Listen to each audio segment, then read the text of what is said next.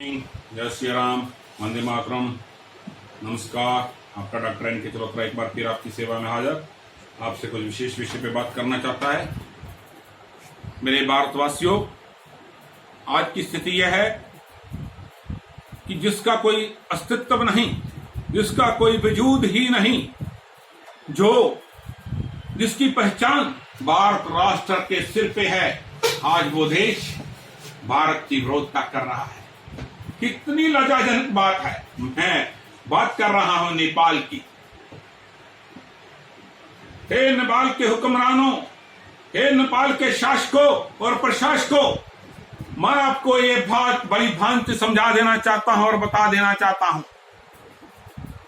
आप जो भी ये बातें भारत के साथ कर रहे हैं, जो व्यवहार कर रहे हैं, जो सीमा विवाद कर रहे हैं, जो भारत की बन रही सड़कों को, सड़क मार्ग को अपना बता रहे हो, ये सब आप जो कर रहे हो वो सब चाइना की शक्ति पे कर रहे हो, चीन की शक्ति पे कर रहे हो, चीन के हुक्मरानों, शासकों, प्रशासकों और उसकी सेना के कहने पे कर रहे हो। एक बात बड़ी भांति जान लो, चीन किसी का भी विश्व में मित्र नहीं है।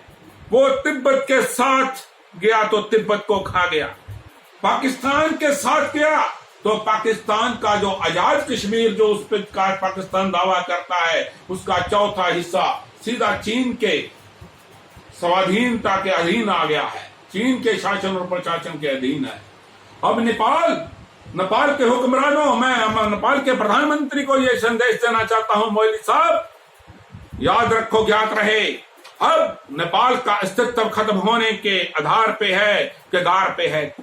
अब चाइना जो है, चीन है, जो बहुत ही घृतगन कार्य करता है, जो पीठ के पीछे वार करता है, जो मित्र कह करके शत्रुता का कार्य करता है, जो कायर है, कभी अपने पांव पे खड़े होकर युद्ध नहीं लड़ता, वो अब नेपाल को निगलने वाला है। उन्होंने आपको बड़े बड़े प्रलोभन दे दिए, आपको कह दिया कि आप सीमा विवाद खड़ा करो, विश्व स्तर पर के भारत की जो है किरकिरी होगी, मगर पूरा विश्व जानता है ये सब चीन करवा रहा है और आप उसके कठपुतली बने हो ना, तो इसका आपको दंड अवश्य मिलेगा। उसका दंड यह है, भारत आपका मित्र रहेगा नहीं और चीन आपका मित्र है नहीं। आप दोनों तरफों से जाओगे, धोबी के कुत्ते हो जाओगे, ना घर के रह जाओगे, ना घाट के रह जाओगे।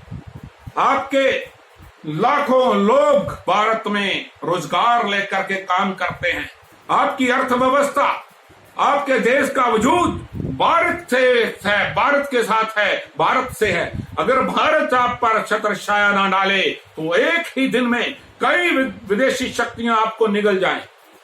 लेकिन भारत ने सदैव तुम्हारी मदद की है, सहायता की है, तुम्हें मान सम्मान दिया है। अब तुम्हारे पतन का समय आ गया है, क्योंकि तुमने अपने पिता, माता और पिता होता है वो राष्ट्र जो किसी दूसरे राष्ट्र को आश्रय देता है, आपने अपने माता और पिता के विरोध में आपने जो कृतघ्न कार्य कर दिए हैं, जो आपने भारत राष्ट्र के विरुद्ध ये जो बगावत कर दी है, उसका दंड आपको अवश्य मिलेगा। और चीन आपको कदापि नहीं छोड़ेगा और भारत तुम्हारी रक्षा नहीं करेगा।